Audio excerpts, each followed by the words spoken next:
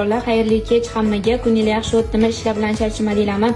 Ko'pchilik qizlar piroggachiga nima soldi deb so'rashibdi. Lamusani razrli tildan soldik. Qizlarjoli to'g'rirog'i opacham qildilar. Har doim men chayni suvda shunaqa qilardim. Ozgina chayni suvdan mazasi kelib qolardi.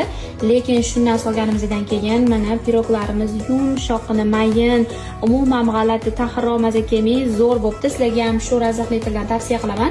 Agar tortlar, piroglar pishiradigan bo'lsanglar, bemalol shanti kremlardan olsanglar, shanti kremlar chirib qolmasdan mazza qilib ishlatasizlar, osongina tayyor bo'ladi.